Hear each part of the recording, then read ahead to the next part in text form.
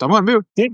Bueno, nada, un placer saludarte, saludar a todos los panas de Círculo Amarillo y bueno, nada, como tú lo dices, el fin de semana pasado estuve en Chicago dando un conversatorio para un grupo de 50 escritores de comedia de Estados Unidos, de distintas ciudades de Estados Unidos, y delante del staff de The Onion, que para los que no saben es una de las publicaciones satíricas más importantes de Estados Unidos y me atrevería a decir del mundo.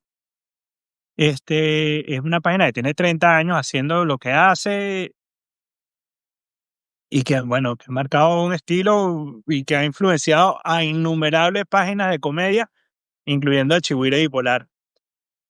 Y me invitaron a conversar un poco sobre nuestro trabajo con el Chigüire y cómo ha sido hacer sátira en un país que tiene la democracia comprometida, como lo es Venezuela, y cómo hemos hecho para poder hacer lo que hacemos durante todos estos años y salir más o menos bien parados de la experiencia. Entonces, eso fue. Ok, el concepto de The Onion, para los que no sepan, o sea, Chigüiro Bipolar es como un The Onion chiquito. La versión más grande de The Onion en el mundo hispano sería como el Mundo Today de España. Sí. O sea, pero es esto que son medios de comunicación que son sátiras, ¿no? Ahora, mi pregunta es, ¿viste la diferencia de dinero, de infraestructura? O sea, entraste al sitio porque yo sé cómo es Chigüire, pues yo fui a la oficina de Chigüire cuando existía, pero cuando la mayor diferencia cuando un jugador de Venezuela llega a un club de europeo es que empieza a ver cámaras criogénicas, es que empieza a ver que aquí no trabajan 20 personas en el club, sino 50, es que, o sea, se veía el dinero en la infraestructura. Sí, sí, sí, bueno, bastante. No, es muy loco porque ellos tenían, calculo yo, bueno, también, ojo, el evento fue un fin de semana, o sea que las oficinas estaban cerradas y de hecho ellos están ahorita en unas oficinas que son temporales porque están remodelando. Entonces no se puede notar tanto el esplendor Okey. porque es eso, pues están en una oficina que son mientras tanto. Pero sí calculo yo que ellos tienen un staff como de unas 40, 50 personas, calculo yo. Y, y una de las cosas que más les sorprendió a ellos fue descubrir que nosotros hacemos todo lo que hacemos del Chihuire con un equipo que en su mejor momento ha sido de entre 6 y 10 personas, cuando mucho. Eso Eso siempre pasa eso siempre pasa cuando los europeos y la o sea, la gente del primer mundo ve a los latinoamericanos. Dicen que: "No, estamos estresados porque nos tuvieron que reducir el personal de 80 a 70 personas", y que: "¿Qué? Ustedes son más de 5. Nosotros tenemos que no despedimos al contador, ustedes tienen contador, ¿qué es eso?". sí, Nosotros pero hacemos es que esto también es muy de Latinoamérica y es un contraste muy fuerte que hay con Estados Unidos, que en Estados Unidos la gente se especializa en una cosa. En sí, cambio, nosotros en Latinoamérica escribimos, hacemos los titulares, hacemos los montajes, hacemos los videos, llevamos la cuenta de social media, tenemos relaciones, o sea, hacemos de PR con terceros. Entonces, eso nos permite trabajar con un grupo muy, muy chiquito de personas y en cambio ellos allá tienen un editor de video, tienen directores de arte, tienen diseñadores gráficos y ellos hacen solo eso. un Entonces, editor bueno, de video es un por contraste. red social, me imagino, además, porque por lo menos con los medios así, tienen uno para Facebook, uno para Instagram, uno para X, uno para así, así. No me extrañaría en lo absoluto.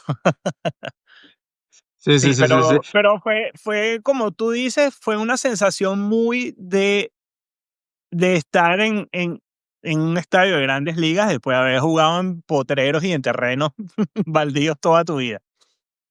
Okey, pero otra de las cosas a las que se dan cuenta los jugadores venezolanos a veces, pues, cuando llegan a Europa, algunos, los más afortunados, es que por muy bonito y muy grande que sean las instalaciones, por algo te ficharon, y de repente al mes o a los 2 meses de que estás ahí, tú dices: "Bueno, pero yo también sé jugar al fútbol, aunque no tenía 4 masajistas en el entretiempo". Entonces, la pregunta es, más allá de que se vea el dinero en la infraestructura, ¿notaste diferencias cualitativas en la manera de asumir y de crear de la gente que estaba ahí?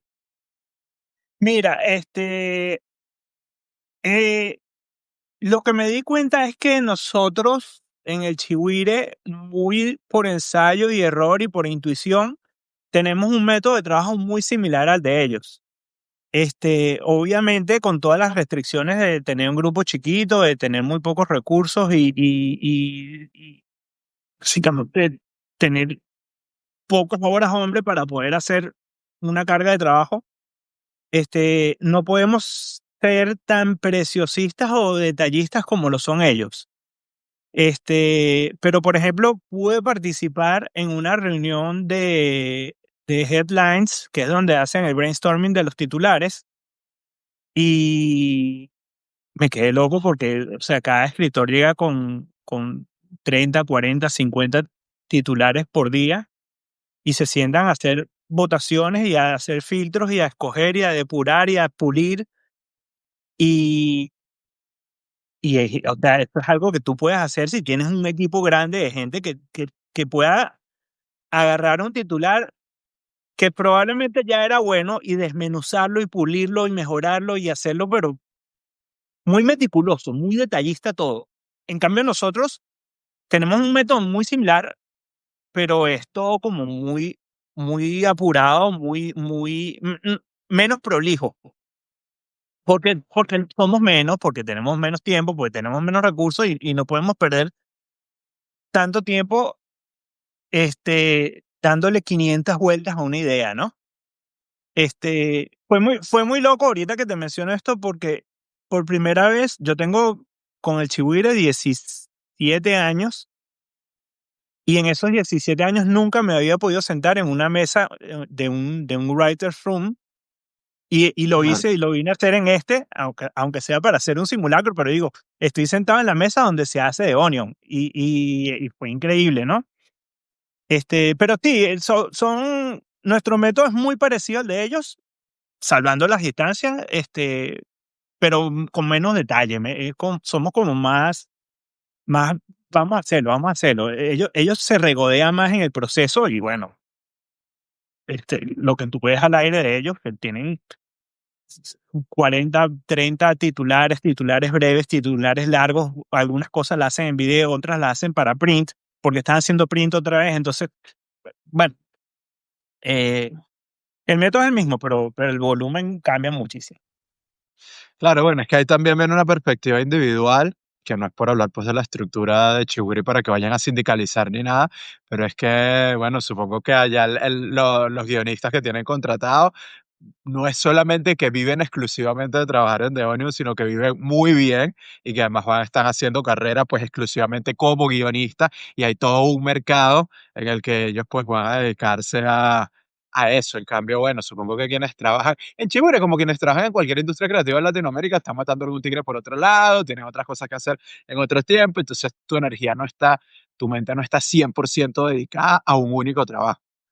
Sí, bueno, pero igual siempre los escritores de comedia siempre tienen cosas paralelas andando. Y yo creo que ellos no son la excepción. Probablemente haya alguno, bueno, los que conocí no lo sé, los que conocí con los que tuve trato directo, pero seguramente alguno tiene que haber forzosamente que haga stand-up comedy, que se esté desarrollando algún proyecto paralelo, porque así es el mundo de la comedia. ¿Viste Hacks, esta serie, la serie gringa? Sí, cómo no, me encanta. Yo la estoy viendo, me está gustando full, voy como por la tercera temporada y es bien divertida, pero no dejo de pensar en que la guionista, Ujú. está empezando y tiene agentes, y yo, Dios mío, qué mundo maravilloso de Disney es este. O Sí, sí. sea, ella tiene manager, ¿qué es esto? Sí, vale, de verdad que hay veces que tú dices, coño, todo lo que pudiéramos hacer si hubiera con recursos y con una estructura de ese nivel, ¿no? De que pudieras tener peso, agentes y representantes o un equipo grande que te permitiera hacer un volumen mucho mayor de que nosotros tenemos. Y yo estoy seguro que si tuviéramos más personal y más recursos, podríamos tener un volumen mucho más grande y hacerlo sin que fuera un problema para nosotros. ¿Qué momento está atravesando ese tipo de comedia en el mundo? Porque, bueno, mis panas periodistas viven en llamas y los he visto desde que yo empecé a serme adulto, desde quejarse de que no ganaban lo suficiente hasta quejarse de que ya básicamente su oficio está dejando de existir. Como que pues ya no hay medios, ya no, o sea, la queja era antes no nos valoraban suficiente a ya ni siquiera hay espacios de trabajo. Y esta Claro. forma de comedia es una sátira de periodista, o sea, una sátira del periodismo, ¿no? A mí me vienen a la cabeza, bueno, conozco Chihuire, conozco El Mundo Today en España, que siempre me pareció divertidísimo, y The Onion, que bueno, lo conozco como la referencia que es, pero la verdad es que no lo consumo porque, bueno, porque mi radar de interés es otro, digamos. Pero me da curiosidad saber si esta forma de periodismo de sátira atraviesa un buen momento, sigue vivo, cómo está ocurriendo esto en el resto del mundo. Sí, bueno, yo siento con el periodismo tal cual lo que tú dices, que es una profesión que está en coma, está en un muy mal momento porque los modelos de negocio de los medios han fallado, no se han sabido adaptar 100% al mundo digital, y cuando lo han intentado hacer no les ha salido bien, y sigue siendo una profesión que es muy necesaria y que yo respeto muchísimo el periodismo, pero que es mal pagada y que está hecha con las uñas. Ahora, Salvo que trabajes en New York Times o en The Guardian o en cosas así muy, muy, muy top. sí, la sátira yo la relaciono más como con la generación de comedia que con el periodismo como tal, a pesar de que están muy cercanas una de otra. Y, y la sátira siento, bueno, yo ahorita que estuve preparando este conversatorio, reflexioné mucho sobre lo que es la sátira hoy en día, y siento yo, y es mi opinión personal, y esa fue la conclusión que le dije en este conversatorio. Siento que la sátira está en un muy buen momento ahorita porque tienes por un lado los medios de comunicación tradicionales están disminuidos, no tienen tantos recursos, han perdido un poco su credibilidad, por X o por Y, no tienen circulación o ha bajado mucho su circulación, y aquel peso, aquella autoridad que tenían se ha ido diluyendo un poco. Después tienes los medios de comunicación digitales están haciendo lo que pueden con los recursos que hay, que no son los mejores, a pesar de que hay páginas digitales de periodismo que hacen unas cosas increíbles, no tienen el alcance que tenían los medios tradicionales, convencionales. Luego tienes en redes sociales, tienes periodistas y pseudo periodistas y cualquier clase de cosas que hacen desde un periodismo relativamente decente a periodismo chatarra. Y luego está todo, está laboratorios de propaganda y de fake news que usan un periodismo tapa amarilla para impulsar agendas, ¿no? Entonces yo siento que en todo ese panorama que va del periodismo serio pero disminuido al periodismo basura con intención política malsana, siento que la sátira se convierte como en una especie de conciencia social que dice las cosas como son, que se atreve a decir las cosas como son, y que se atreve y que toma un poquito ese relevo de denuncia y crítica que tenía el periodismo antes, y lo está ejerciendo muy a su manera, ¿no? Apegado a los códigos del humor, a los códigos de la comedia, pero haciendo denuncia y haciendo crítica y diciendo, mira, esto que está pasando hoy en día no está bien, porque la democracia hoy en día no está tampoco muy bien, y está pasando en Venezuela, está pasando en Estados Unidos, está pasando en muchos países del mundo, que la democracia se está diluyendo, se está convirtiendo en un populismo autocrático, por no tener una mejor definición. este, y entonces siento que la sátira es eso, la sátira termina siendo como una especie de conciencia social. No sé si es muy efectiva, no sé si tendrá el alcance que requiere la democracia para salvarse, pero por lo menos lo está haciendo. Y, por ejemplo, aquí en Estados Unidos se ve que hay medios de comunicación que están plegados 100% con Trump y con lo que está haciendo Trump, y, y los poquitos periodistas que se atreven como a cuestionar o a tratar de sacar algo de responsabilidad de las autoridades, este, no tienen una voz lo suficientemente grande para enfrentarse a ese monstruo de la comunicación que es Trump, Entonces, bueno, la sátira está tomando ese rol, ¿no? Y aquí en Estados Unidos tú te das cuenta que eso tiene años pasando con personajes como Jon Stewart o Stephen Colbert. Entonces eso, y sentí que el staff de The Onion tiene como la preocupación de que ellos siempre han sido como muy soft con respecto a la política y que sienten que está llegando un momento en que tienen que ser un poquito más fuertes con eso, ¿no? Entonces, quizás por eso fue que les interesó nuestra experiencia con el Chihuire. Para, Pero sí, sí, siento que la sátira está en un buen momento con respecto al periodismo y al periodismo digital. para los que no hayan entendido la referencia, que estoy seguro que será la mayoría, cuando Elio dijo periodismo tapa amarilla, se refería como un periodismo de mala calidad o, sí, eso, Periodismo de, basura. Eso, periodismo de tapa gente. amarilla es algo, sí, sí, esto es algo que usaban como nuestros abuelos para referirse a productos piratas y tal. Y bueno, Elio ya tiene la edad de nuestros abuelos, entonces supongo que por eso es que. Exacto, exacto, no. Eso, yo estoy dando charlas a jóvenes que estoy seguro que no hubiesen entendido qué quería decir con tapa amarilla. Bueno, Eh, pónganme subtítulos. Mira, bien.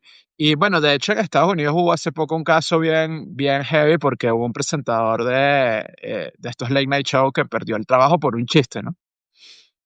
Sí, eso fue Jimmy Kimmel, que perdió el trabajo más que por un chiste, era por presión. Ya venía una campaña de presión desde Trump, presionando al canal para que lo votara, ¿no? O para que lo silenciaran. Y lo logró por un par de días, una semana, una cosa así. Después volvió. Pero queda el precedente, ¿no? De que la autoridad política puede influenciar a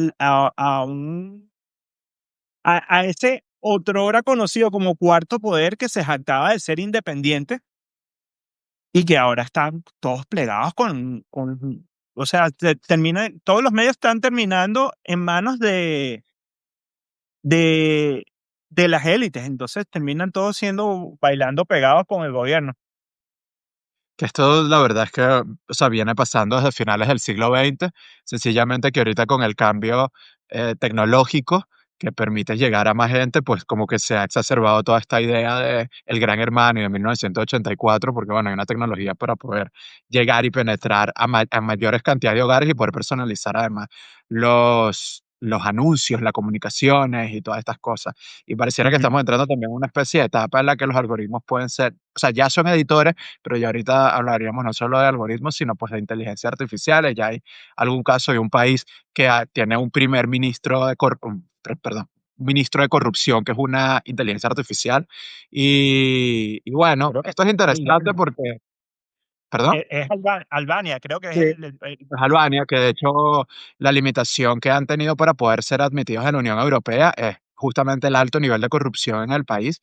Y bueno, la medida que tomaron ahorita, que puede ser muy cuestionable desde diferentes puntos de vista, es tener un ministro de corrupción que sea una inteligencia artificial.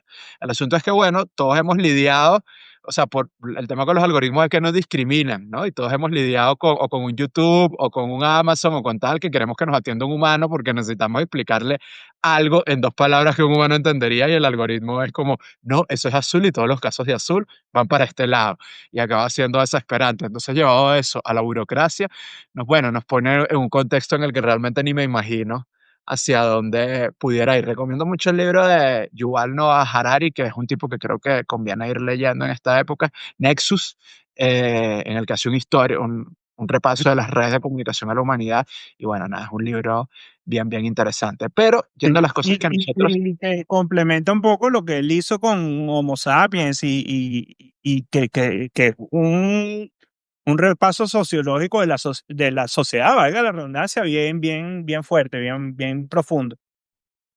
Sí, tiene unas ideas interesantes. Yo siento que Ajá. en un momento siempre está esta cita de Napoleón de vístame lento que voy apurado, que la gente pues reutiliza mucho y capaz Napoleón lo que estaba era delirando porque bueno, aparte de ser un estratega militar interesante, era como medio loquito, pero en estas épocas de tanta vertiginosidad y de tantos cambios, pues creo que conviene sentarse a leer ideas reposadas y ir procesando las cosas al ritmo al que el cerebro los puede procesar, porque Sí, si no, nos va a arrollar la tecnología. sí, señor.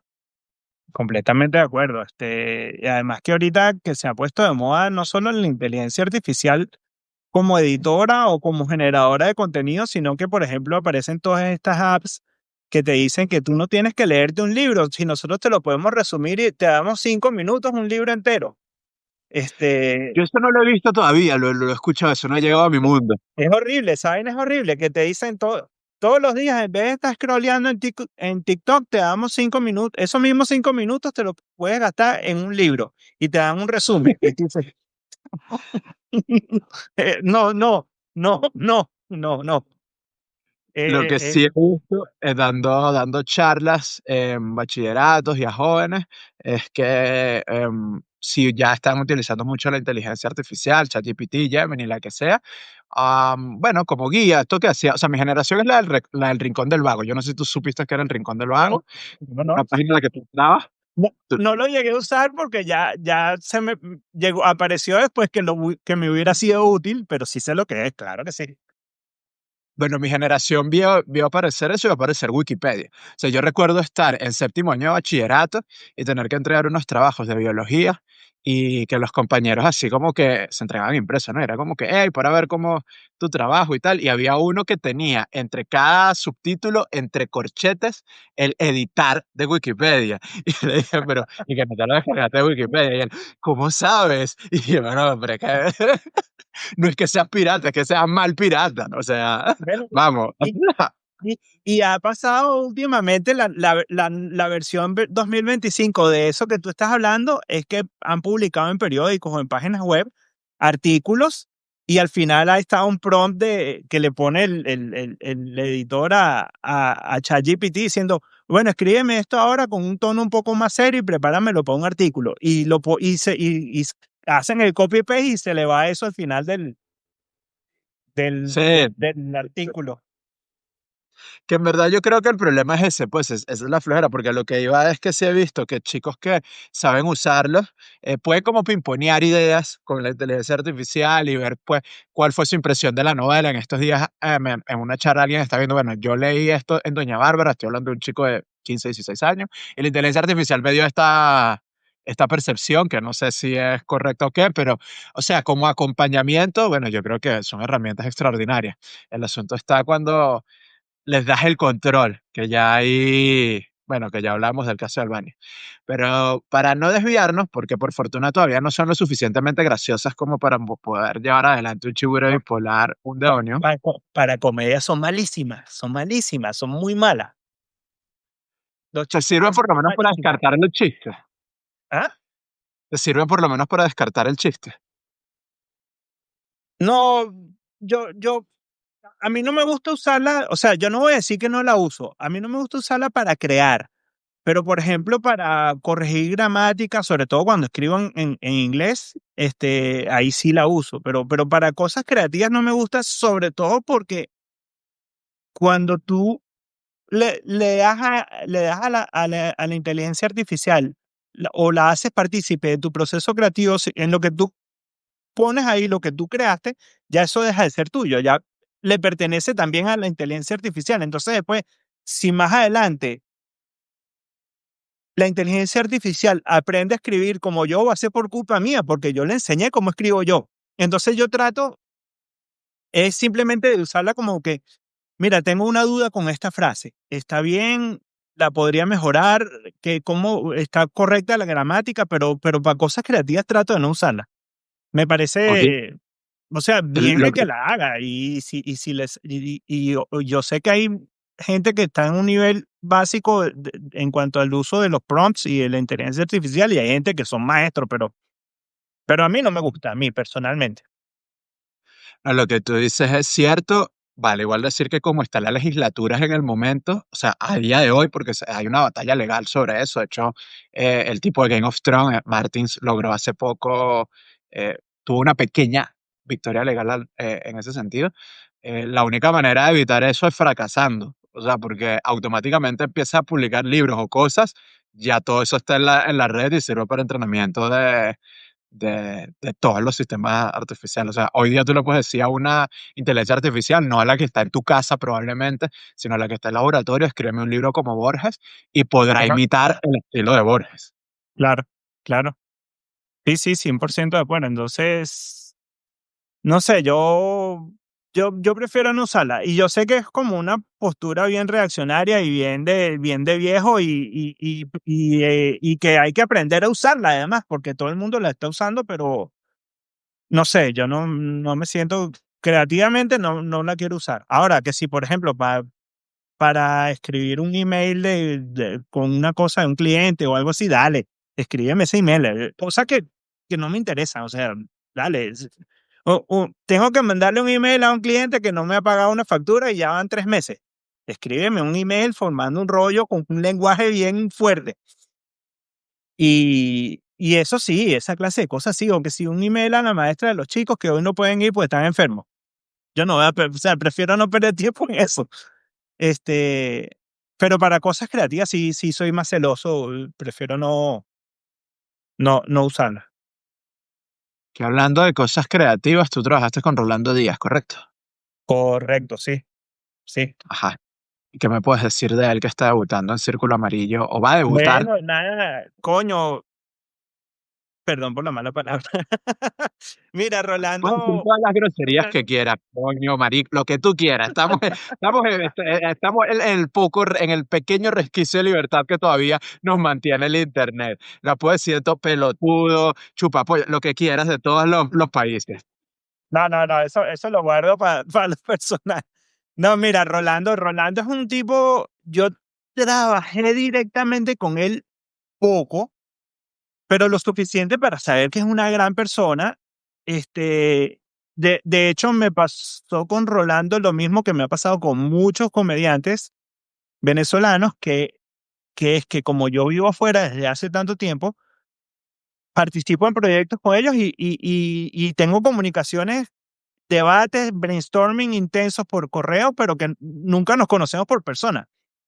Y con Rolando tuve la dicha, la fortuna de poder conocernos en persona hace unos 4 años más o menos, que tuvimos una actividad en Nueva York, un taller de escritura, y conocerlo me confirmó la imagen que yo tenía en mi cabeza de Rolando. Rolando es un tipo, es un tipo que es una personalidad única en el mundo de comedia, porque él es una persona que tiene sensibilidad humana, humanista, y escribe bien, pero él tiene una mente científica, numérica, pragmática, que eso no la tiene todo el mundo. Y entonces a eso además le sumas que tiene una vocación de enseñar, de compartir lo que sabe muy fuerte. Entonces, es una persona que escribe con sensibilidad, pero que tiene una manera de pensar muy diferente a la de otros comediantes con los que he trabajado, ¿no? Él él es de verdad es una persona que piensa muy rápido, que es muy efectivo con la cabeza. Y si tú sumas todo eso, tienes una persona sensible con un cerebro eficientísimo y una vocación de enseñar y de compartir lo que sabe.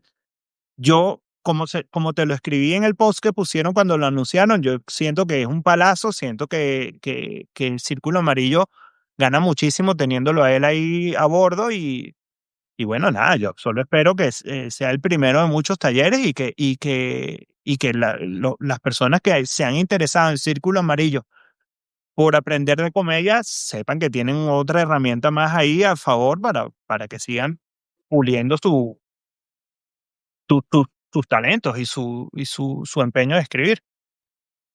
A mí me parece que él dentro de los comediantes venezolanos está como dentro de un costado de que no sé cómo etiquetar, pero podríamos decir comedia profunda o más inteligente o no sé, pero o sea, como que trata de sumar distintos códigos culturales y hacer algo bien escrito y bien pensado. Hay comediantes que son naturalmente graciosos, naturalmente cómicos, y que la experiencia con ellos no necesariamente te va a dejar pensando, te va a dejar reflexionando, te va a confrontar con ciertas ideas, sino que sencillamente, pues, es gracioso. O sea, tú veías un Charlie Chaplin y te reías porque se tropezaba, se caía, qué sé yo, y eso, pues, está muy bien. Ahora, siento que hay otros cuya comedia te puede dejar pensando, o te puede conmover, o te puede generar otro tipo de emociones, y creo que el trabajo de Rolando ha estado en ese costado, no sé si estás de acuerdo conmigo.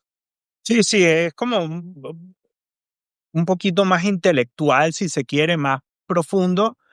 La observación, la capacidad de observación que tiene es como más profunda y más detallada y siento que en su comedia, en las cosas que escribe, se refleja eso. Este, o lo mismo que tú dices, o sea, hay comediantes que tienen una observación un poquito más superficial, que no quiere decir que eso sea banal ni mala, y que hacen un humor muy bueno sin escarbar muy a fondo, y funciona, y funciona bien, pero cuando, y yo siento, por lo menos a mí, es el tipo de humor que más me gusta, es cuando la observación es más profunda y se hace una cosa un poquito más intelectual, ¿no? Más pensada, más escrita, como con un poquito más de subtexto, de capas, de algo más profundo, ¿no? Ese es el humor que a mí me gusta más. Y yo siento que él lo tiene. Entonces, nada, como te digo, yo siento siento que va a ser un lujo de taller el que tienen ahí y de verdad espero que vengan mucho más con él. Que cuando estábamos planificando el taller, él dijo esto de pensar como comediante, que es algo que no sé, yo no había escuchado en el marco de la comedia, pero me hace mucha lógica, y lo conectaba mucho con esto por esta idea, por ejemplo, de Armando Rojas Guardia, un gran poeta y escritor venezolano que falleció hace un par de años, de vivir poéticamente, ¿no? Y de que la poesía era algo pues que se vivía y que tenía que ver con un mindset en particular, aunque él no sabe esta palabra. Y creo que esto es algo que gozamos y padecemos todas las personas que nos dedicamos a las industrias creativas, porque es como que nunca hay una, o es muy difícil lograr una desconexión continua, porque bueno, capaz tú estás viendo una película porque es tu tiempo libre, pero estás pendiente de la estructura, estás alimentando alguna idea, o estás leyendo un libro y eso te está estimulando para algo, o estás teniendo una conversación con alguien, esa persona te dijo algo y tú, y esto puede ser un personaje, o esto puede ser un chiste, y tu cerebro nunca para de estar creando y conectando y uniendo cosas. Entonces eso le pasa a un escritor, eso le pasa a un guionista, eso le pasa a un cineasta, eso le pasa a la gente en disciplinas artísticas y disciplinas creativas. Y esto de pensar como comediante, pues me parece eh, súper relevante, porque es esto de, bueno, ¿cómo tengo que tener amueblada la cabeza si me voy a dedicar a la comedia?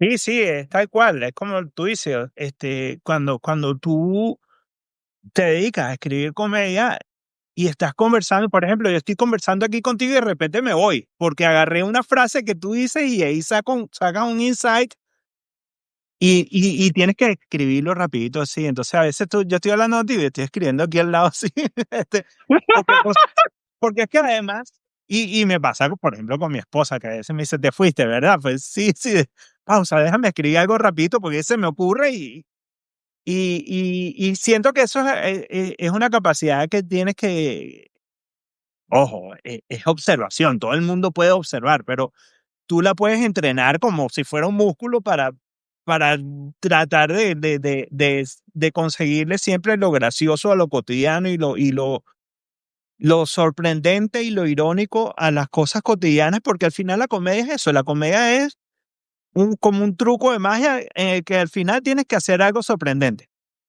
Y ahí es donde está la risa, y pues eso es lo que causa risa. Entonces, este, a lo mejor tú estás viendo, pasa por aquí, por mi ventana, pasa caminando alguien y ellos inocentemente, sin saber que hay alguien que los está viendo, yo puedo, de repente veo algún gesto, alguna mirada, alguna cosa que se hacen y de ahí puedes sacar algo. Puedes imaginarte una escena, puedes imaginarte un personaje, puedes imaginarte un chiste, Entonces, esa capacidad de observación que, como digo, cualquier persona del mundo obviamente puede observar a alguien, pero ya verlo como un creador de personajes, de escenas, de chistes, es algo que hay que entrenarlo. Entonces, este, siento que es muy pertinente esa propuesta de Rolando y siento que puede salir un taller bastante chévere y bastante interesante. Uno tiene que tener parejas y familiares muy pacientes, que entiendas como que, bueno, sí, yo entiendo, mi amor, que te fue mal en el colegio y que te rompiste la rodilla en el fútbol, pero es que esto me da mucha risa y sería buenísimo dentro de la novela que estoy escribiendo. Y el niño llorando como que, papá, atiéndeme. Sí, bueno, sí. Sí. Bueno, nada, yo siento que uno les paga a ellos todos esos momentos, se lo paga a uno echándole chiste y cagándose la risa con las cosas que uno hace aquí en la casa, pero sí,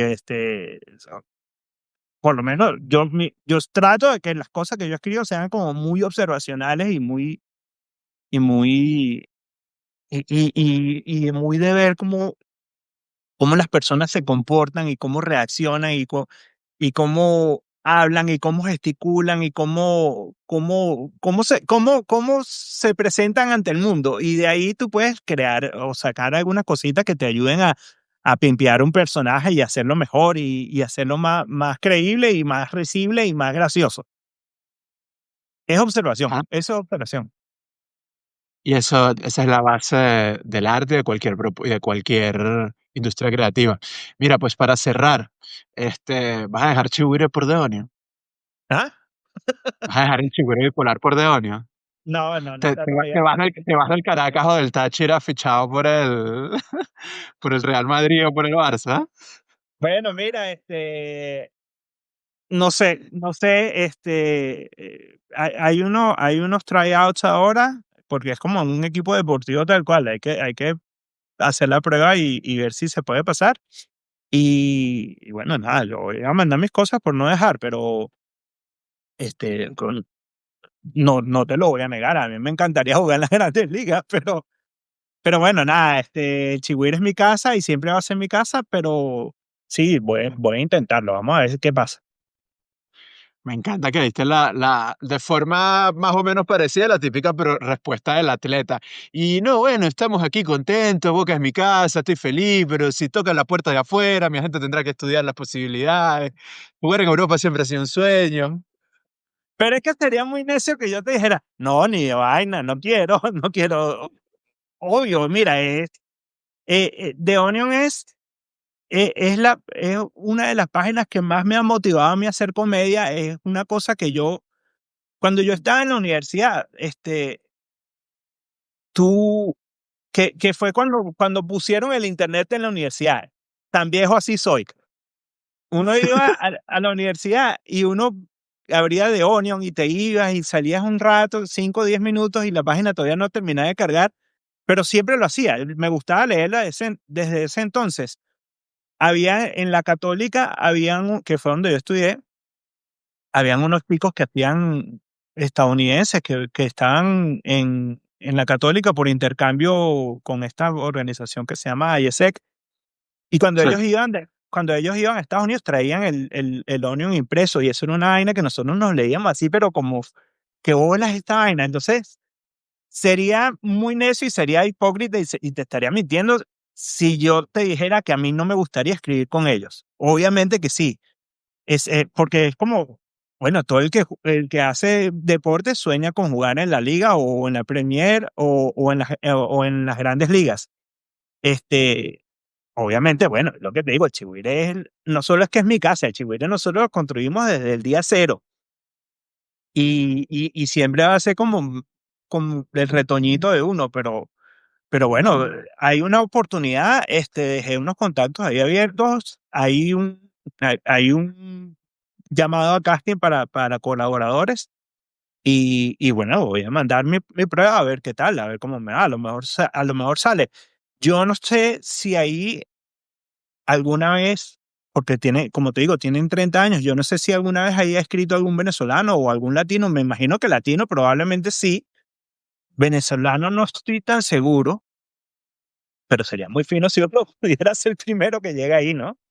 Ya Este, siento la fantasía de Juan Arango incluso, oye. ah, Ya te hiciste la fantasía de Juan Arango incluso, llevando abriendo la frontera, el Arango venezolano, el Arango de la comedia, el Arango del guionismo.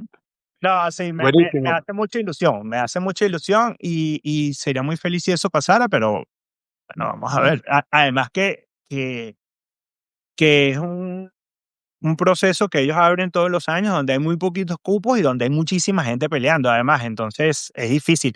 Y uno tiene además la tara, por decirlo así, que uno no, yo no hablo inglés de nativo, pues entonces uno tiene que pensar todo el doble. Es como cuando uno interactúa con amigos estadounidenses. Uno se cansa mucho porque el cerebro tiene que traducir todo lo que, no solo lo que estás oyendo de ellos, sino lo que tú dices. Entonces, es como doble el trabajo. Y escribir también. Yo tengo ya varios años escribiendo profesionalmente en español y en inglés también, pero cosas como de, más que todo cuando me ha tocado escribir en inglés ha sido de marketing, de redes sociales. Y al principio era una cosa que yo, me ofrecieron la oportunidad de escribir en inglés, yo le dije a la persona que me contrataba, yo lo hago, pero por favor te pido, no publiques nada si tú no lo revisas primero, porque no me siento lo suficientemente seguro de mi gramática. Y él me dijo, sí, tranquilo, pero tu inglés es bueno, o sea, no lo subestimes, tu inglés es bueno, tú tienes un inglés mejor del que tú te crees. Y poco a poco, como lo fui ejerciendo y practicando y escribiendo, ya me iba soltando y ya habían cosas que yo le entregaba y se publicaba y a lo mejor él no las revisaba. Pero, pero bueno, eso es escritura de marketing, que uno tiene también ya, ese ha sido mi otra carrera, ¿no? La escritura creativa de publicidad, de marketing. Pero bueno, vamos a probar ahora con inglés, a ver qué tal. Vamos a ver qué sale.